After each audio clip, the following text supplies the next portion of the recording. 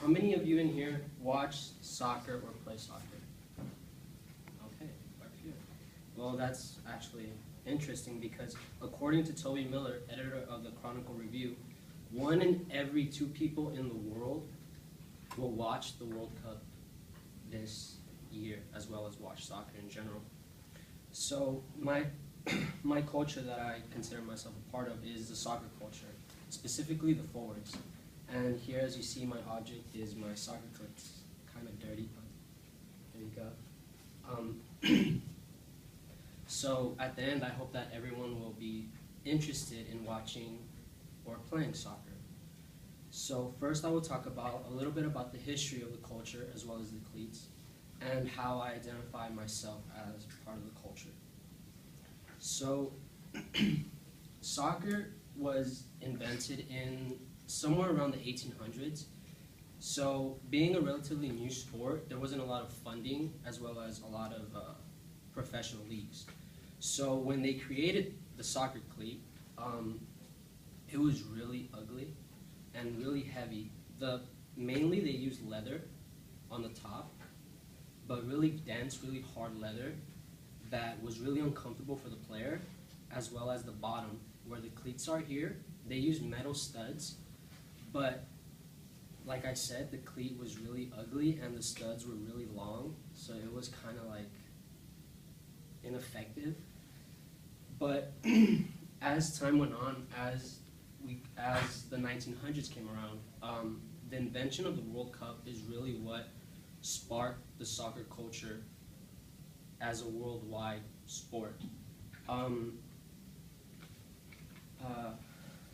The cleats itself became newer models. They were actually really good leather, and professional players had no complaints. They loved the soccer cleats, especially Adidas brand. Adidas really sparked what is now the soccer cleat, where, as you can see, it's really light. I don't know if you can see that, but it's really light. And the upper is synthetic, so really like new technology, as well as the bottom, which is carbon fiber. So as a forward, it actually works really well because it's light, and it's technically called a speed boot, so you can maneuver quicker and pass quicker and all that good stuff. So now that I talked a little bit about the history, I will want to talk about how I identify myself with the culture. Soccer has been a part of my life since I can remember. I mean, the person who really got me into soccer was my dad. My dad was still is a huge soccer fan. He actually attended here at Cal State LA, and here he actually played for the soccer team. So that's kind of cool. So like I said, he was the one that really got me into soccer.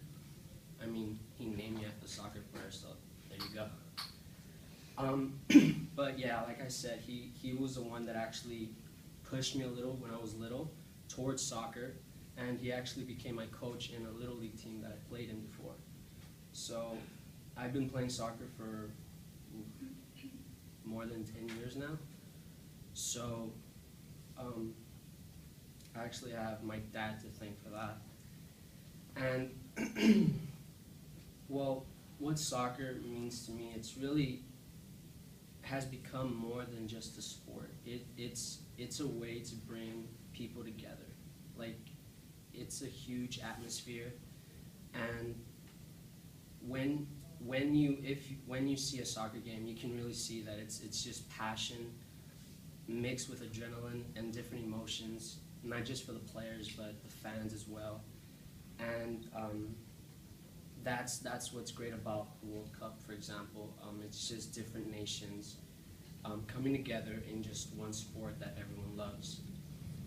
So, to conclude, I talked a little bit about the history of soccer. I talked a little bit about how I identify myself with the culture. And